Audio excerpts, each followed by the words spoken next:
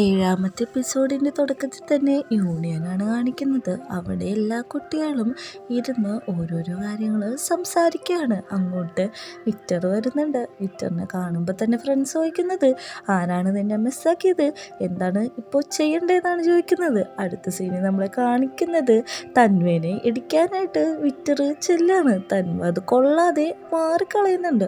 കൂട്ടുകാർ തന്വേനെ ഇടിക്കാനായിട്ട് ഭയങ്കര രീതിയിൽ അഗ്രസമായിട്ട് പെരുമാറുന്നുണ്ട്. തന്മേൻ്റെ കൂട്ടുകാരനാണെങ്കിൽ ഇതെല്ലാം കണ്ടുകൊണ്ടിരിക്കുകയാണ്.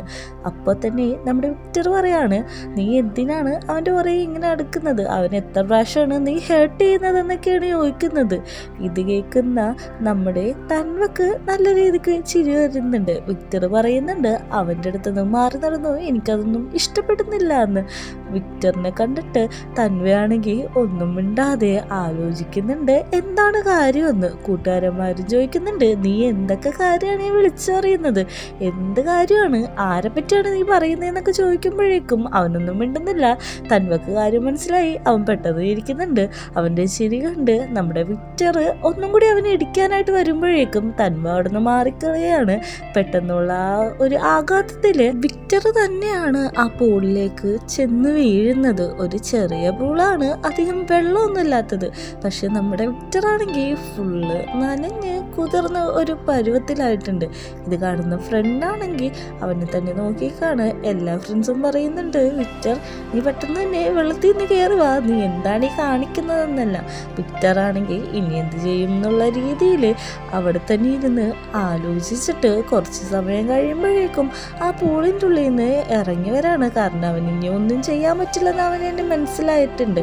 അങ്ങോട്ട് തന്നെ വന്ന് വിക്ടറിൻ്റെ തോളിൽ പിടിച്ചിട്ട് ഒരു ചെറിയ വൈൻ പോലത്തെ ഒരു ഷോട്ട്സ് കൊടുക്കുകയാണ്. അത് നമ്മുടെ വിക്ടറിന് നേരെ നീട്ടുന്നുണ്ട്. വിക്ടറാണെങ്കിൽ അത് ആദ്യം മേടിക്കണോ വേണ്ടി എന്നുള്ള രീതിയിൽ നിൽക്കുമ്പോഴേക്കും തന്വയുടെ ഫ്രണ്ട് പറയാണ്, ദേഷ്യം കൊണ്ട് നമുക്കും ഒന്നും നേടാൻ പറ്റത്തില്ല, ഹാർട്ട് കൊണ്ട് മാത്രമാണ് ഒരു ഹാർട്ടിനെ വിൻ ചെയ്യാൻ പറ്റത്തുള്ളൂ. അതുകൊണ്ട് ഇത് നിങ്ങൾ കുടിച്ചു കഴിഞ്ഞാൽ നല്ല സ്ലീപ്ലെസ് ഒക്കെ ആയിരിക്കും, നിങ്ങൾക്ക് വേണമെങ്കിൽ ട്രൈ ചെയ്യാന്നുള്ള കാര്യങ്ങളാണ് പറയുന്നത്. ഇത് കേൾക്കുന്ന കൂട്ടുകാരും ഇവൻ പറയുന്നത് ശരിയാണെന്നുള്ള രീതിയിൽ നിൽക്കുന്നുണ്ട്. പെട്ടെന്ന് തന്നെ തന്മ അവൻ്റെ കയ്യിലുള്ള ഷോട്ട്സ് കുടിക്കുകയാണ്. അവൻ കുടിച്ച് തീരുമ്പോൾ തന്നെ നമ്മുടെ വിക്ടറും ആ ഗ്ലാസ്സിലെ ഷോട്ട്സ് എടുത്തിട്ട് അവനും കുടിക്കുകയാണ്. അങ്ങനെ ഒരു സമാധാന പന്തയത്തിൽ ഈ ഒരു തല്ലുപിടുത്തം അവസാനിക്കുകയാണ്. കൂട്ടുകാരന്മാർക്കാണെങ്കിൽ എന്താ ഇവിടെ നടക്കണേന്ന് മനസ്സിലാവാതെയാണ് നിൽക്കുന്നത്. അങ്ങനെ നമ്മുടെ വിക്ടർ തിരിച്ച് അവൻ്റെ വീട്ടിലേക്ക് എത്താണ്. വീട്ടിലെത്തുമ്പോൾ അവിടെ നരനിരിപ്പുണ്ടാവും. പെട്ടെന്ന് തന്നെ വിക്ടറിനെ കാണുമ്പോഴേക്കും നരൻ പറയുന്നുണ്ട്, നിങ്ങൾ തന്നെ കാര്യങ്ങൾ അവനോട് തുറന്നു പറയാനായിട്ട്. നരൻ ഭയങ്കര ഹാപ്പിയിലാണ് അവിടെ ഇരിക്കുന്നത്. പെട്ടെന്ന് തന്നെ നമ്മുടെ ഫാദർ പറയാണ്, ഞാനത് മെയ്ഡ് ചെയ്തു, എൻ്റെ നോവല് US-ലുള്ള ഗവൺമെൻറ്റിന് ഇഷ്ടപ്പെട്ടിട്ടുണ്ട്, അവരത് ഏറ്റെടുത്തു. അതുമാത്രമല്ല നമുക്ക് സ്കോളർഷിപ്പ് പോലെ എല്ലാവർക്കും അങ്ങോട്ട് മാറി താമസിക്കാനും പറ്റുമെന്ന് പറയുന്നുണ്ട്. ഇത് കേൾക്കുന്ന വിക്ടറിന് നല്ല രീതിക്ക് സന്തോഷമാവുന്നുണ്ട്. വിക്ടർ പറയുന്നുണ്ട്, നിങ്ങളുടെ ബുക്ക് അതൊരു നല്ല ബുക്കായതുകൊണ്ട് തന്നെ അത് തന്നെയാണ് നടക്കുകയുള്ളൂ എന്ന് പറയുന്നുണ്ട്. എന്നിട്ട് പറയുന്നുണ്ട്, നമ്മളെപ്പോഴാണ് മാറുന്നത് എന്ന് ചോദിക്കുമ്പോഴേക്കും പെട്ടെന്ന് തന്നെ മാറേണ്ട വരും, നിൻ്റെ എക്സാം എല്ലാം കഴിഞ്ഞില്ലേ എന്ന് ചോദിക്കുന്നുണ്ട്. കഴിഞ്ഞു എന്ന് പറയുന്നുണ്ട്. അവൻ ആ ലെറ്റർ എടുത്ത് കൊടുക്കുന്നുണ്ട് വായിക്കാൻ വേണ്ടിയിട്ട്. വിക്ടറാണെങ്കിൽ അതിൽ ഓരോരോ കാര്യം വായിച്ച് മനസ്സിലാക്കുന്നുണ്ട്. അപ്പോഴാണ് മനസ്സിലാക്കുന്നത് പെട്ടെന്ന് തന്നെ അങ്ങോട്ട് മൂവ് ചെയ്യണം. നമ്മുടെ US ഗവൺമെൻറ് ഇവരെ ഏറ്റെടുത്തു എന്നുള്ള കാര്യങ്ങളൊക്കെയാണ് അതിൽ ഉള്ളത്. അപ്പോൾ നമ്മുടെ വിക്ടർ പറയുന്നുണ്ട്, പെട്ടെന്ന് എങ്ങനെ പോകാൻ പറ്റും, ഇവിടെ സമരവും കാര്യങ്ങളൊക്കെ നടക്കല്ലേ, അപ്പോൾ അതിൻ്റെ ഇടയിൽ ഞാൻ അവരെ ഒറ്റക്കാക്കിയിട്ട് എങ്ങനെയാണ് പോകാമെന്ന് ചോദിക്കുമ്പോഴേക്കും നരൻ പറയുന്നുണ്ട്, നീ ആദ്യം പോയിട്ട് അവിടുത്തെ താമസ സൗകര്യവും എല്ലാം ശരിയാക്കുക, അത് കഴിഞ്ഞിട്ട് അച്ഛനും അമ്മേനെ അങ്ങോട്ട് വിടാം. അതുമാത്രമല്ല നീ നിൻ്റെ ഫ്യൂച്ചറിനെ കുറിച്ച് ആലോചിക്കേ, ഇങ്ങനെ വെറുതെ കിടന്ന് തമ്മിൽ തല്ലിയ ഒന്നും നടക്കില്ല എന്ന് പറയുന്നുണ്ട്. അച്ഛൻ പറയുന്നുണ്ട്, ഞാൻ കുടി നിർത്തിയെന്ന്. അമ്മക്ക് സന്തോഷമായിട്ട് അമ്മ അതെടുത്ത് കുടിച്ചു നോക്കാണ്. എൻ്റെ ഭർത്താവ് കുടി നിർത്തിയാൽ എനിക്ക് സന്തോഷമുണ്ട്, പക്ഷെ ഞാനിനി തുടങ്ങാൻ പോവാണ്, അതുകൊണ്ട് ഞാനിന്ന് ആഘോഷിക്കുമെന്ന് പറഞ്ഞിട്ട് അവൾ ആ ബോട്ടിലെടുത്ത് കുടിക്കുകയാണ്. പിറ്റേ ദിവസം രാവിലെ ആണെങ്കിൽ നമ്മുടെ നരൻ്റെ ഗേൾ ഫ്രണ്ട് നരനെ കാണാൻ വേണ്ടിയിട്ട് വെയിറ്റ് ചെയ്ത് നിൽക്കുകയാണ്. നരൻ അങ്ങോട്ട് ഭയങ്കര ഹാപ്പി ആയിട്ടാണ് വരുന്നത്. അവൾ പറയുന്നുണ്ട്, അവസാനം നമ്മൾ തന്നെ വിൻ ചെയ്തു, എൻ്റെ പപ്പ നമുക്കൊരു പ്രസ് തുടങ്ങാൻ തുടങ്ങാനായിട്ട് എല്ലാ ക്യാഷും സ്ഥലമൊക്കെ റെഡിയാക്കിയിട്ടുണ്ട്. പിന്നെ ഒരു കാര്യം പറഞ്ഞു, ഇതൊരു വെഡ്ഡിങ് ഗിഫ്റ്റായിട്ട് മാത്രം കണക്കാക്കിയാൽ മതി, വേറെ കുഴപ്പമൊന്നുമില്ല. ഞാനായിരിക്കും ഇനി എഡിറ്റർ, നിനക്ക് നിൻ്റെ ഇഷ്ടം പോലെ എല്ലാ ന്യൂസും പബ്ലിഷ് ചെയ്യാം, ആരെയും പേടിക്കണ്ട എന്നുള്ള കാര്യങ്ങളൊക്കെയാണ് പറയുന്നത്. പെട്ടെന്ന് തന്നെ നരൻ്റെ മുഖം ആകെ മാറുന്നുണ്ട്. നരൻ പറയുന്നുണ്ട്, ഇതിവിടെ വെച്ച് അവസാനിപ്പിക്കാനുള്ള സമയമായി, എനിക്ക് വേറൊരാളെ ഇഷ്ടമാണെന്ന് പറയുന്നുണ്ട്. അവൾ പെട്ടെന്ന് ചോദിക്കുന്നുണ്ട്, ആരെയാണ് ഇഷ്ടം, ആരെയാണ് നീ സ്നേഹിക്കുന്നത്, അവളുടെ പേരെന്താണെന്നൊക്കെ ചോദിക്കുമ്പോഴേക്കും നമ്മുടെ നരൻ പറയുന്നുണ്ട്, അവളല്ല അവനാണ്, എനിക്കൊരു ആണിനെയാണ് ഇഷ്ടമെന്ന് പറയുമ്പോൾ അവളാകെ തളർന്നു പോവുകയാണ്. അവൾ പോകാൻ പോയി പെട്ടെന്ന് തന്നെ നരൻ്റെ അടുത്തേക്ക് തിരിച്ചു വരുന്നുണ്ട്. അത് കഴിഞ്ഞ് അവളുടെ കാലിൽ കിടക്കുന്ന ചെരുപ്പ് ഊരിയിട്ട് നരൻ്റെ കർണം നോക്കിയിട്ട് അടിക്കുകയാണ്. കാരണം അവൾ അത്ര അവനെ ട്രസ്റ്റ് ചെയ്ത റിലേഷൻഷിപ്പിലായിരുന്നല്ലോ. ഇവളായിട്ടുള്ള റിലേഷൻഷിപ്പ് ബ്രേക്കപ്പ് ചെയ്തിട്ടാണ് വേറെ റിലേഷൻഷിപ്പ് സ്റ്റാർട്ട് ചെയ്യണമെങ്കിൽ കുഴപ്പമുണ്ടായിരുന്നില്ലല്ലോ. അവളങ്ങനെ അവൻ്റെ മുഖത്തടിച്ചതിന് ശേഷം ഒരു കൂളിംഗ് ഗ്ലാസ് എടുത്തു വെച്ചിട്ട് മാസമായിട്ടാണ് പോകുന്നത്. കാരണം ഇനി അവളെ പറ്റിക്കാൻ പറ്റില്ലെന്നാണ് അതിൽ നിന്ന് അവൾ തെളിയിക്കുന്നത്. ഇൻസ്പെക്ടർ ആണെങ്കിൽ എല്ലാ ദിവസത്തെ പോലെ ലൈബ്രറിയിട്ട് ചെല്ലാണ്. അവിടെ ചെല്ലുമ്പോഴേക്ക് റിസപ്ഷനിസ്റ്റ് ഒരു കത്തെടുത്ത് കൊടുക്കുന്നുണ്ട്. റിസപ്ഷനിസ്റ്റ് അവിടുന്ന് പോയ ശേഷം അവൻ ആ കത്തെടുത്ത് വായിക്കാണ്. അതിലെഴുതിയിരിക്കുന്നത്, എനിക്ക് കുറച്ച് ദിവസം റെസ്റ്റ് വേണം, അതുകൊണ്ട് കുറച്ച് ദിവസം കാണാനൊന്നും പറ്റില്ല എന്നുള്ള കാര്യങ്ങളൊക്കെയാണ് അതിലെഴുതിയിരിക്കുന്നത്.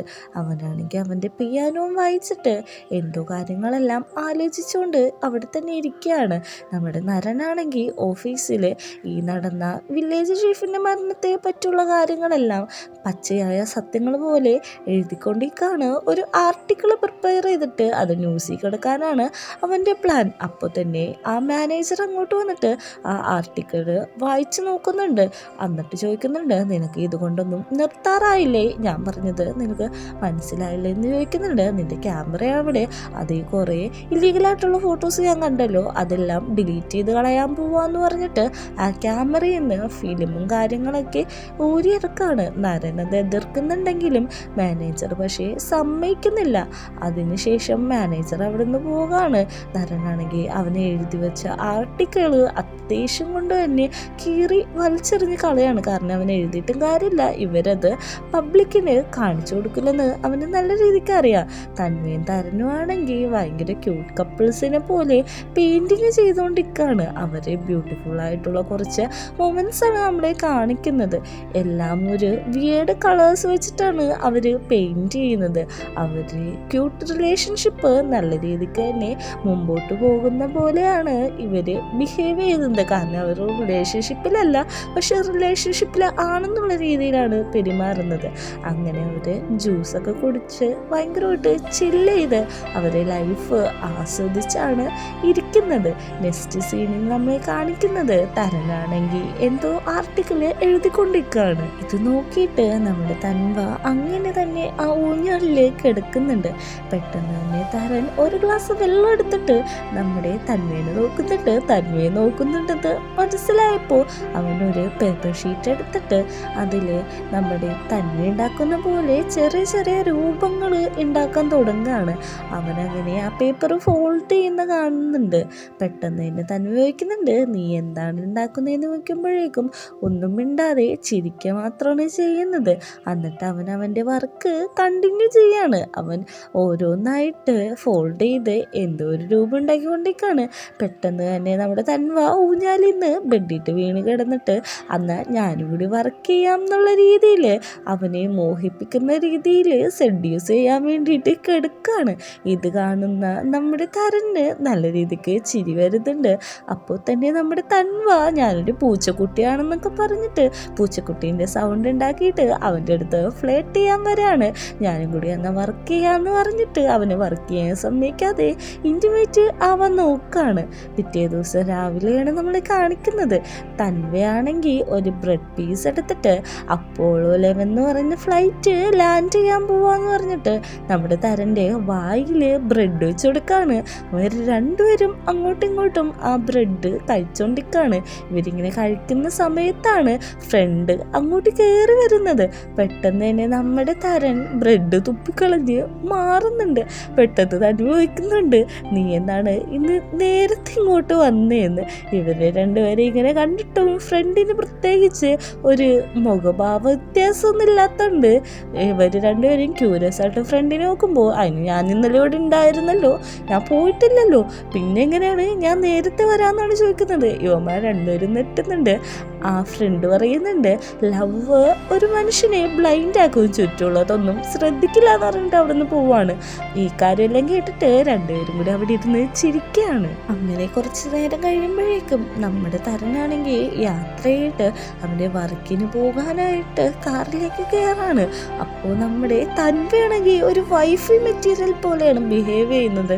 തരനാണെങ്കിൽ കാറിൽ കയറി ഇരുന്നിട്ടും തൻവേനെ തന്നെയാണ് നോക്കുന്നത്. കാറിൻ്റെ ഉള്ളിൽ തൻവ അവൻ്റെ ഒരു ലവ് ലാംഗ്വേജ് പോലെ ഒരു റാബിറ്റിൻ്റെ ശില്പം പോലെ പേപ്പർ കൊണ്ട് ഉണ്ടാക്കി വെച്ചിട്ടുണ്ട്. അത് തുറന്നു നോക്കുമ്പോൾ, ഞാൻ ഓൾറെഡി നിന്നെ ഇപ്പോൾ തൊട്ട് മിസ് ചെയ്ത് തുടങ്ങിയിട്ടുണ്ട് എന്നാണ് എഴുതി വെച്ചേക്കുന്നത്. അവൻ പുറത്തേക്ക് നോക്കുമ്പോൾ തൻവേണമെങ്കിൽ ഫ്ലൈങ് കിസ്സൊക്കെ കൊടുക്കുന്നുണ്ട്. എന്നിട്ട് എനിക്കും കിസ്സ് വേണം എന്നുള്ള രീതിയിൽ മുടി മാറ്റി അവൻ്റെ കവിള് കാണിച്ചു കൊടുക്കുകയാണ്. നമ്മുടെ തരനാണെങ്കിൽ ആ പേപ്പറിൽ കിസ് ചെയ്തിട്ട് ഇത് നിനക്കുള്ളതാണെന്നുള്ള രീതിയിലാണ് ആക്ട് ചെയ്യുന്നത്. ശരിക്കും ഒരു ഹബ്ബി വൈഫി കോമ്പോയിലാണ് ഇപ്പോൾ പൊക്കോണ്ടിരിക്കുന്നത്. അങ്ങനെ തൻവ അവിടെ നിന്ന് തരന് പോവാനായിട്ട് ടാറ്റയൊക്കെ കാണിച്ചുകൊണ്ടിരിക്കുകയാണ്. നെക്സ്റ്റ് സീനിൽ ഇൻസ്പെക്ടറിനെയാണ് കാണിക്കുന്നത്. ഇൻസ്പെക്ടർ അവൻ്റെ മേലിലുള്ള ഉദ്യോഗസ്ഥൻ്റെ അടുത്തേക്ക് ചെല്ലാണ്. അവരാണെങ്കിൽ അവിടെ പ്രൊട്ടസ്റ്റിൻ്റെ കാര്യങ്ങളൊക്കെയാണ് പറഞ്ഞുകൊണ്ടിരിക്കുന്നത്. ഇൻസ്പെക്ടർ അങ്ങോട്ട് എത്തുമ്പോൾ പറയുന്നുണ്ട്, ഞാൻ പറയുന്ന കേക്ക്, ഇന്ന് പിള്ളേരിൽ കുറച്ച് പേരെ കൊല്ലും, അപ്പോൾ അവർ പേടിച്ചിട്ട് അതൊക്കെ നിർത്തിക്കോളൂ എന്ന് പറയുന്നുണ്ട്. പക്ഷേ ഇൻസ്പെക്ടർ അതിന് സമ്മതിക്കുന്നില്ല. നമ്മൾ അങ്ങനെ ആ കാര്യം ഷൂട്ട് ചെയ്യേണ്ട ആവശ്യമൊന്നുമില്ല, എന്തൊക്കെ വന്നാലും അവർ കുട്ടികളാണ്, അതുകൊണ്ട് ഞാനിത് നോക്കിക്കോളാം എന്ന് പറയുമ്പോഴേക്കും പറയാണോ, ഓക്കെ നീ നോക്കിക്കോ, എന്തെങ്കിലും പറ്റിയാൽ ഞാൻ പറയണ പോലെ കേൾക്കണോ എന്ന് പറഞ്ഞിട്ട് അവിടുന്ന് പോവുകയാണ്. കുറച്ച് സമയം കഴിഞ്ഞിട്ട് വീരയുടെ ബാഗിൽ നിന്ന് ഒരു റെക്കോർഡ് എടുക്കുകയാണ്. കാരണം ഈ മേലുദ്യോഗസ്ഥൻ പറഞ്ഞ കാര്യങ്ങളെല്ലാം അതിലവർ റെക്കോർഡ് ചെയ്തിട്ടുണ്ടാവും. ഇൻസ്പെക്ടർ പറയുന്നുണ്ട്, വീര നീ സൂക്ഷിച്ച് വേണം ഇത് മറ്റുള്ളവർക്ക് കൈമാറാനായിട്ട്.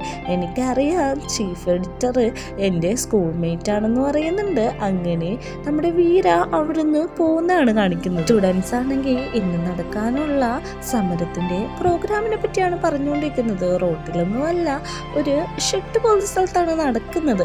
അതുമാത്രമല്ല അതിലൊരു സ്പീച്ച് പറയണം, എല്ലാ കാര്യങ്ങളും ഓപ്പൺ ആയിട്ടുള്ള. അതാരാണ് പറയാൻ പോകുന്നതെന്നാണ് പറയുന്നത്. വിക്ടർ പറയുന്നുണ്ട്, ഞാനത് സ്പീച്ച് ചെയ്തോളാന്ന് പറയുമ്പോൾ, നീ ഇവിടുന്ന് പോകാൻ കുറച്ച് ദിവസം കൂടെ അല്ലേ ഉള്ളൂ, നീ അത് പറയണമെന്ന് ചോദിക്കുമ്പോഴേക്കും അതിനെന്താ ഞാൻ തന്നെ അത് പറഞ്ഞോളാം, എനിക്ക് പോണതിന് മുമ്പ് ഒരു മൈൽ സ്റ്റോൺ സൃഷ്ടിക്കാൻ പറ്റുമല്ലോ എന്നാണ് പറയുന്നത്. നമ്മുടെ തന്നെയാണെങ്കിൽ വീട്ടിൽ ഓരോ കാര്യങ്ങൾ അടുക്കി വെക്കുമ്പോഴേക്കും അങ്ങോട്ട് അവൻ്റെ ഫാദർ വരാണ്. ഫാദർ വന്നിട്ട് പറയുന്നുണ്ട്, എനിക്ക് നീ പ്രോമിസ് തന്നെ ഇന്ന് നീ ഇവിടെ നിന്ന് ഒരു സ്ഥലത്തേക്കും പോകില്ല എന്ന്, ഒരു കാര്യത്തിൽ ഇൻവോൾവ് ആവില്ല എന്നും. അപ്പം നമ്മുടെ തന്നെ പറയുന്നുണ്ട്, എനിക്ക് എൻ്റെ കാര്യം നോക്കാൻ പോലും സമയമില്ല, പിന്നെയാണെങ്കിൽ ഞാൻ അടുത്ത ആൾക്കാരുടെ കാര്യം നോക്കാൻ വേണ്ടിയിട്ട്. അപ്പോഴേക്കും അച്ഛൻ പറയുന്നുണ്ട്, പ്ലീസ് നീ പ്രോമിസ് ചെയ്യാൻ പറയുമ്പോൾ അവൻ പ്രോമിസ് ചെയ്യുന്നുണ്ട്. അവൻ്റെ ഗിറ്റാറിൽ അവൻ്റെ അച്ഛനൊന്ന് തൊട്ട് നോക്കുന്നുണ്ട്. എന്നിട്ട് പറയുന്നുണ്ട്, സൗണ്ട് ഇപ്പോഴും നന്നായിട്ടുണ്ട്, നീ നല്ല രീതിക്ക് തന്നെ ഇതിനെ ടേക്ക് കെയർ ചെയ്യുന്നതിൽ എനിക്ക് ഭയങ്കര സന്തോഷമാണെന്നാണ് പറയുന്നത്. പോണതിന് മുമ്പ് അച്ഛൻ വേറൊരു കാര്യം പറയുന്നുണ്ട്, ഈ കഫ നല്ല ഭംഗിയുണ്ട്, നല്ല രീതിക്ക് വൃത്തിയാക്കിയിട്ടുണ്ടെന്നും പറഞ്ഞിട്ടാണ് അച്ഛൻ അവിടെ നിന്ന് പോകുന്നത്. സ്കൂൾ കുട്ടികൾ അവിടെ അവർ പരിപാടിയുടെ കാര്യങ്ങൾ തയ്യാറെടുക്കുമ്പോൾ അങ്ങോട്ട് നമ്മുടെ തൻവ ഓടി വരാണ്. തൻവയ്ക്ക് ഇത് മനസ്സിലായിട്ടുണ്ട് എന്ത് സമയം നടക്കാൻ പോവാന്ന്. വിക്ടറിനോട് പറയുന്നുണ്ട്, ഇന്ന് രാത്രിയിലത്തെ പരിപാടിക്ക് നീ നിൽക്കാൻ പാടില്ല, എന്തോന്നും നടക്കാൻ പോവാണ്, അതെനിക്ക് മനസ്സിലായെന്ന് പറയുമ്പോഴേക്കും നമ്മുടെ വിക്ടർ ചിരിച്ചിട്ട് പറയാണ്, ഇതേപോലത്തെ കുറേ കാര്യങ്ങൾ ഗവൺമെൻറ്റിൻ്റെ അടുത്തുനിന്നും പോലീസിൻ്റെ അടുത്തുനിന്നും കേട്ടിട്ടുണ്ട്, അതുകൊണ്ട് ഞാൻ അത് നേരിടാനാണ് പോകുന്നത്, എനിക്ക് കുഴപ്പമില്ലെന്ന്. അങ്ങനെ നമ്മുടെ ഇൻസ്പെക്ടറും തരനും സംസാരിച്ചുകൊണ്ടിരിക്കുകയാണ്. അവരൊരു വർക്കിൻ്റെ കാര്യമാണ്, ഒരു പേപ്പർ സ്ഥലത്ത് കൊണ്ടുപോയി കൊടുക്കണമെന്നാണ് പറയുന്നത്. പെട്ടെന്ന് അങ്ങോട്ട് നമ്മുടെ തൻവോടി ധൃതിക്ക് വരാണ്, നീ എൻ്റെ ഒപ്പം വീട്ടിട്ട് വരണം, അവിടെ ഒരു കാര്യം ചെയ്യാനുണ്ടെന്നൊക്കെ ഭയങ്കര ധൃതിക്ക് പറയാണ്. ഇൻസ്പെക്ടർ പറയുന്നു, പറയുന്നുണ്ട്, നീ എന്നാ പൊക്കോ, ഞാൻ തന്നെ കൊണ്ട് കൊടുത്തോളാം, നിന്റെ ഫ്രണ്ട് ട്രബിളിലാന്ന് തോന്നുന്നു, അവനെ നീ ഹെൽപ്പ് ചെയ്യാൻ പറയുന്നുണ്ട്. അങ്ങനെ നമ്മുടെ താരനാണെങ്കിൽ ഓക്കെ ഞാനെന്നാ പൊക്കോട്ടെ എന്നുള്ള രീതിയിൽ ഇൻസ്പെക്ടർ നോക്കുമ്പോൾ നീ പൊക്കോളൂ, കുഴപ്പമില്ല എന്നാണ് പറയുന്നത്.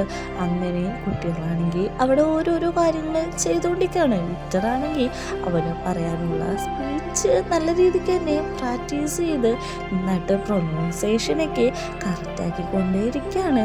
അങ്ങോട്ട് നമ്മുടെ നരനും വരുന്നുണ്ട്. ഓൾറെഡി അവിടെ ഫോട്ടോഗ്രാഫേഴ്സും കാര്യങ്ങളെല്ലാം ഇത് റെക്കോർഡ് ചെയ്യാനായിട്ട് വന്നിട്ടുണ്ട്. നമ്മുടെ നരൻ പറയുന്നുണ്ട്, നിനക്കറിയാമല്ലോ ഇന്ന് പുറത്തുനിന്നുള്ള ആൾക്കാരൊക്കെ വന്നിട്ടുണ്ട്, നല്ല രീതിക്ക് തന്നെ നീ സ്പീച്ച് പ്രസൻറ്റ് ചെയ്യണമെന്നൊക്കെ പറയുന്നുണ്ട്. കൂട്ടുകാരാണെങ്കിൽ അവന് ആത്മവിശ്വാസം കൊടുക്കുന്നുണ്ട്. നമ്മുടെ തന്മയാണെങ്കിൽ തന്നെ വീട്ടിലേക്ക് തന്ത്രപൂരം വിളിച്ചുകൊണ്ട് പോവാണ്. കാരണം ഇത് രാത്രി എന്തോ ഒരു വലിയ അപകടം ഉണ്ടാവുമെന്ന് അവന് അറിയാം ആ പിള്ളേരുള്ള സ്ഥലത്ത്. അതുകൊണ്ട് തന്നെ നമ്മുടെ തരനെ സേഫാക്കാൻ വേണ്ടിയാണ് അവൻ ഇങ്ങനെ ചെയ്യുന്നത്.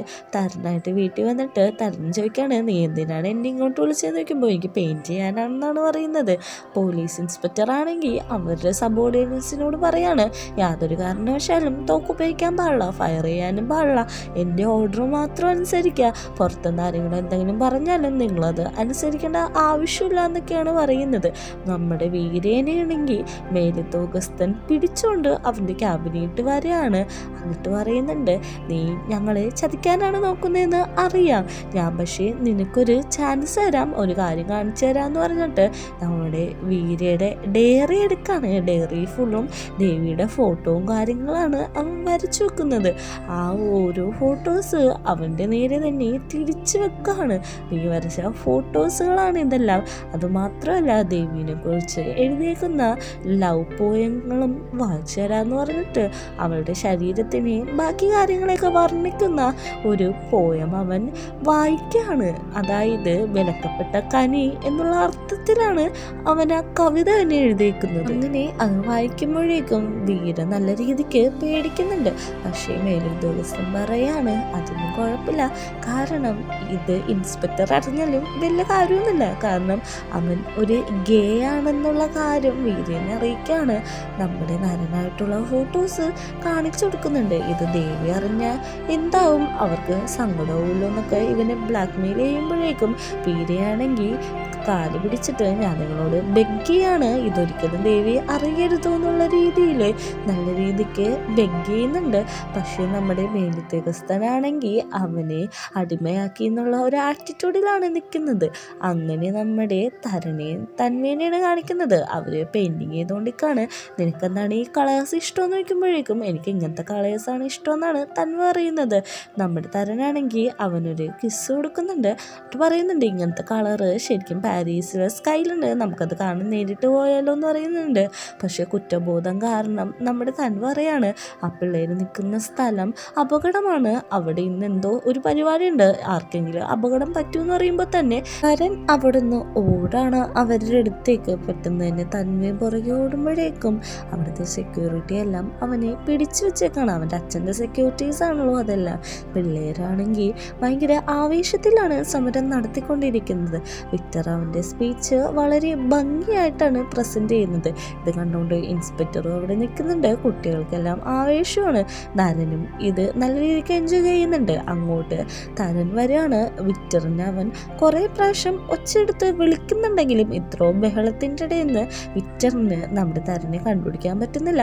പക്ഷെ അവസാനം കാണുന്നുണ്ട്. വിക്ടർ ചോദിക്കുന്നുണ്ട്, നിങ്ങളെൻ്റെ പ്രസംഗം കേട്ടോ, എങ്ങനെയുണ്ടായിരുന്നു, നല്ല രസമുണ്ടാന്നൊക്കെ ചോദിക്കുന്നുണ്ട്. ഞാനിപ്പോൾ അങ്ങോട്ട് വരാമെന്ന് പറഞ്ഞിട്ട് നമ്മുടെ വിക്ടർ അവിടെ നിന്ന് താഴത്തേക്ക് ഇറങ്ങാണ്. അപ്പോൾ അടുത്ത കുട്ടി പ്രസംഗിക്കാൻ വേണ്ടി സ്റ്റേജിൽ കയറാണ്.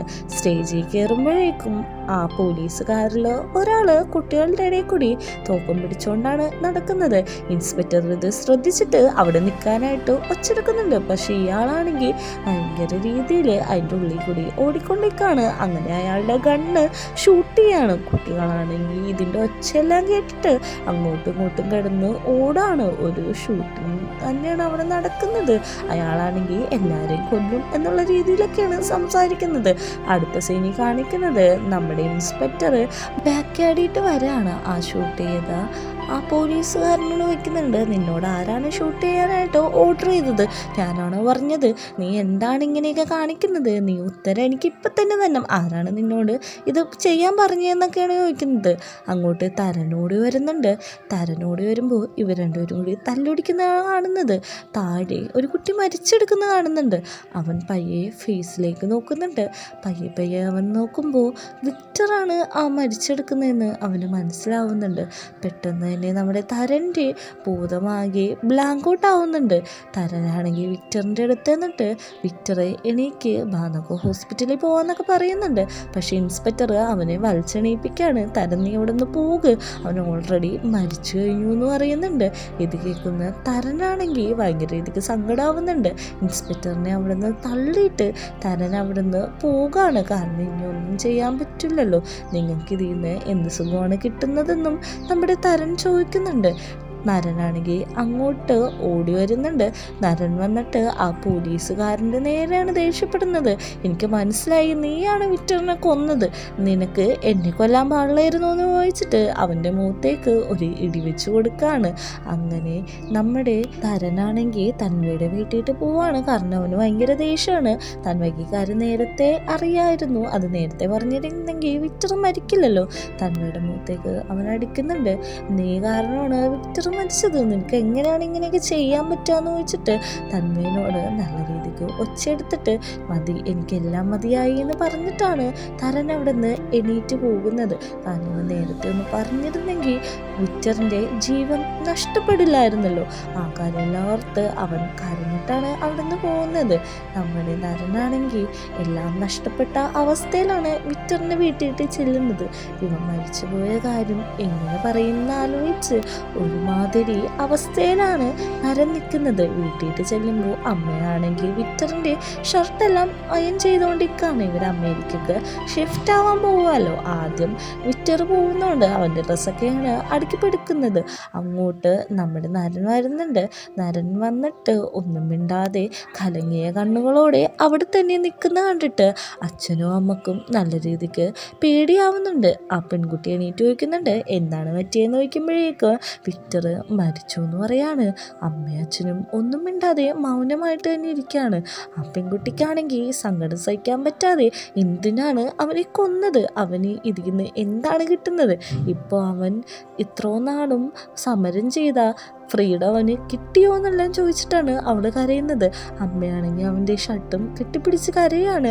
അച്ഛനും നല്ല രീതിക്ക് കരയുന്നുണ്ട്. പെട്ടെന്ന് തന്നെ അമ്മ പറയാണ്, അവൻ്റെ ഷർട്ട് ചുളുങ്ങാൻ പാടില്ല, ഞാൻ അയൺ ചെയ്യണമെന്ന് പറഞ്ഞിട്ട് ആ ചുളുങ്ങിയ ഷർട്ടുകളെല്ലാം നിവർത്തി വെച്ചിട്ട് അമ്മ ബോധം മറന്ന് അവിടെ ഇരുന്ന് ഷർട്ടുകളെല്ലാം അയൺ ചെയ്യാണ്. ഇത് കാണുന്ന നരന് നല്ല രീതിക്ക് സങ്കടം വന്നിട്ട് അവനും അവിടെ നിന്ന് കരയുന്നുണ്ട്. അമ്മ നെഞ്ചു പൊട്ടുന്ന വിഷമത്തോടെയാണ് ആ ഡ്രസ്സുകളെല്ലാം അയൺ ചെയ്യുന്നത്. ഇത് കാണുന്ന അവൻ്റെ ഫാദർ അവിടുന്ന് എണീക്കാണ്. എണീറ്റ് അമ്മേനെ ആശ്വസിപ്പിക്കുന്നുണ്ട്. ഇനി നീ അത് അയൺ ചെയ്യണ്ട, നമ്മുടെ മോന് ഇനി അത് ആവശ്യമില്ലെന്ന് പറഞ്ഞിട്ടാണ് രണ്ടുപേരും കൂടി അവിടെ ഇരുന്ന് കരയുന്നത്. തരനാണെങ്കിൽ റോട്ടിൽ കൂടി അങ്ങോട്ടും ഇങ്ങോട്ടും ഇല്ലാതെ കരഞ്ഞു നടക്കാണ്. നമ്മുടെ ഇൻസ്പെക്ടർ ആണെങ്കിൽ വീരനെ കണ്ടുപിടിച്ചു എന്നുള്ള വിവരം അറിഞ്ഞിട്ട് കണ്ടുപിടിച്ച സ്ഥലത്തേക്ക് ചെല്ലാണ്. അവിടെ ചെല്ലുമ്പോഴാണ് വേറൊരു ട്വിസ്റ്റ് സംഭവിക്കുന്നത്. വീരനെ കൊന്ന് കെട്ടിത്തൂക്കിട്ടേക്കാണ്. അവൻ്റെ വായിൽ ഒരു ചുരുട്ട് വീടിയും വെച്ചിട്ടുണ്ട്. ഇതിൽ നിന്ന് തന്നെ ആ മേലുദ്യോഗസ്ഥനാണ് അവനെ കൊന്നെന്നുള്ള കാര്യം മനസ്സിലാക്കാം. ഇത് കാണുന്ന ഇൻസ്പെക്ടർക്ക് നല്ല രീതിക്ക് സങ്കടമാവുന്നുണ്ട്. അവിടെ നമ്മുടെ ഇൻസ്പെക്ടറിൻ്റെ ഭാര്യയുടെ ഫോട്ടോസും ഒട്ടിച്ചു വെച്ചിട്ടുണ്ട്, വീര വരച്ചതല്ല. ഇത് കാണുന്ന അവന് നല്ല രീതിക്ക് സങ്കടവും കരച്ചിലും വരുന്നുണ്ടെങ്കിലും പുറത്തത് പ്രകടിപ്പിക്കുന്നില്ല. ഹൗസ് ഓണറോട് പറയുന്നുണ്ട്, ഹാർട്ട് അറ്റാക്കാന്ന് പറഞ്ഞാൽ മതി, വേറൊന്നും ആരോടും പറയരുതെന്ന്. വീട്ടിലാണെങ്കിൽ ദേവി നമ്മുടെ വീരയുടെ കീറിപ്പോയ ഡ്രസ്സ് തുന്നിക്കൊണ്ടിരിക്കുകയാണ്. ഇവള് തുന്നുന്ന സമയത്താണ് ഇൻസ്പെക്ടർ അങ്ങോട്ട് കയറി വരുന്നത്. ഇൻസ്പെക്ടറിൻ്റെ മുഖം വാടിയിരിക്കുന്ന കാണുന്ന നമ്മുടെ ദേവി ചോദിക്കുന്നുണ്ട്, എന്താണ് പറ്റിയത്, സമരം നടക്കുന്നിടത്ത് എന്തെങ്കിലും പറ്റുമോ എന്ന് ചോദിക്കുമ്പോഴേക്കും വീര മരിച്ചുപോയി എന്നുള്ള കാര്യമാണ് നമ്മുടെ ഇൻസ്പെക്ടർ അറിയുന്നത്. എങ്ങനെയാണ് മരിച്ചതെന്ന് അവൾ ചോദിക്കുന്നുണ്ട്. ആ സമരത്തിൻ്റെ ഇടക്കാണോ എന്ന് ചോദിക്കുമ്പോൾ അല്ല, സമരത്തിൻ്റെ ഇടക്കല്ല, അവൻ അവൻ മരിച്ചതെന്നാണ് പറയുന്നത്. നമ്മുടെ തരനാണെങ്കിൽ റോഡിൽ നിന്ന് കരയുമ്പോഴേക്കും അവൻ്റെ ഫ്രണ്ട് കോം അവിടെ എത്തിയിട്ടുണ്ട്. കോമൊന്നും മിണ്ടാതെ നമ്മുടെ തരനെ കെട്ടിപ്പിടിച്ച് ആശ്വസിപ്പിക്കുകയാണ്. കാരണം അവൻ്റെ അവസ്ഥ കോമിന് നല്ല രീതിക്ക് മനസ്സിലായിട്ടുണ്ട്. ഇൻസ്പെക്ടർ ആണെങ്കിലും ഒന്നും മിണ്ടാതെ അവിടെ നിന്ന് കരഞ്ഞുകൊണ്ടിരിക്കുകയാണ്. പിറ്റേ ദിവസം രാവിലെ ഇൻസ്പെക്ടറിൻ്റെ വീട്ടിലേക്ക് തരം വരുന്നുണ്ട്. വാർത്തയിലും ഫുള്ളും നമ്മുടെ വിക്ടർ മരിച്ച വോയിസാണ് കേട്ടോണ്ടിരിക്കുന്നത്. തരനൊന്നും മിണ്ടാതെ ആ വീട്ടിൽ വരുന്നുണ്ട്. ഇൻസ്പെക്ടർ ആണെങ്കിൽ കുളിച്ച് യാത്രയെ അവൻ്റെ യൂണിഫോം എടുത്തിട്ട് നിൽക്കുന്നു. ഈ ഒരു സീനും കാണിച്ചിട്ടാണ് 7ാമത്തെ എപ്പിസോഡ് അവസാനിക്കുന്നത്.